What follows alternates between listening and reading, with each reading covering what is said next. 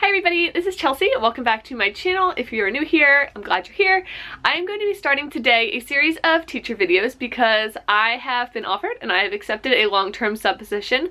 So teaching is going to take up a large part of my life. But I want to start out this series by giving you a little introduction video as to how I got to this point. So let's get on into it. So there's quite the story that goes along with how I got to this point. So we are just going to rewind back to December 2019. That is when I graduated. I got my degree in early childhood education. And after graduation, I wasn't really planning on finding anything for this school year as far as full-time work. So I was just doing day-to-day subbing. I did that for 6 weeks. I was at 7 different school districts, 13 different elementary schools. So a lot of change and adjustments that needed to be made every day, just going into a new environment and everything like that.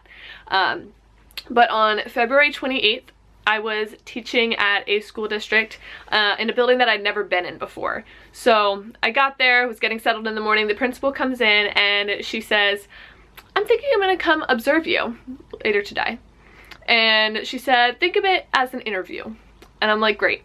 As if subbing isn't stressful enough, we're turning it into an interview. So this principal, she came in and observed me during the math lesson in the morning. She left me a little sticky note, she emailed me some feedback, and she was like, "I'm gonna come back in the afternoon." I'm like, great, it's not over yet, she's coming back. So later on in the afternoon, she comes in and observes the science lesson that I was teaching to the kids.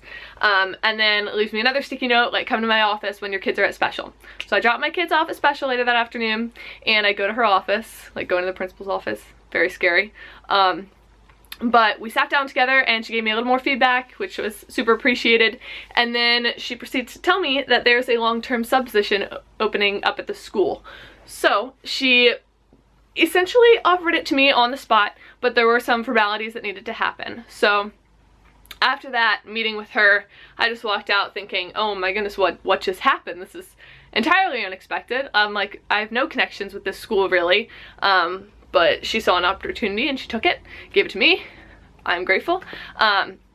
So after that, there were those formalities that needed to be taken care of. So I did the following Thursday participate in the first round of interviews, which is you sit down, for the school district at least, I know it's different. For this district, I sat down with a panel of, I think, 5 different district employees, so different principals, administrators, everything like that. And they asked me some questions. It only lasted about 15-20 minutes, so it wasn't bad at all. And then actually the very next day I went on to round 2. For round 2, I went into a classroom. It's actually the classroom where I'm going to be doing my long-term sub position. And I had to teach a lesson, again, in front of the class, obviously, but also in front of a team of administrators. So that was rather nerve-wracking, but I got there, I taught a lesson on reduce, reuse, recycle.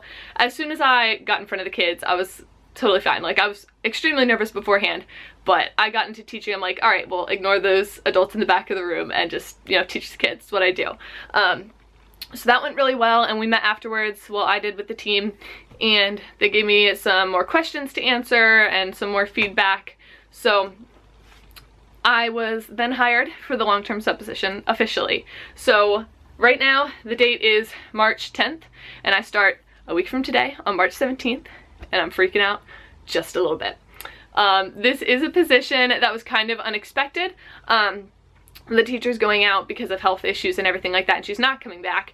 So she will be taking her stuff from the classroom and I will be moving stuff in. So she is thankfully leaving a lot behind for me because she's kind that way. But I do have some of my own stuff that I'm going to be taking in. So I will be doing a teacher supplies haul and a teacher book haul in the coming future. Those will probably be the next 2 videos that I post, along with some classroom setup videos, hopefully, because I feel like there's going to be a lot that I need to do. So thankfully, the school building has a 4-day weekend this weekend, so I'm going to be spending a lot of time in that classroom showing you what all I get done and everything like that. So I think I about covered it. I realized I talked really fast, but that is how I went from graduating in December to a long-term sub position in March. If you have any more questions about this, feel free to ask in the comments and I'll get back to you. Otherwise, I hope you enjoy the coming videos of following me along on this journey as I become a long-term sub. It'll be good. Thank you guys so much for watching, and I will see you in the next one. Bye.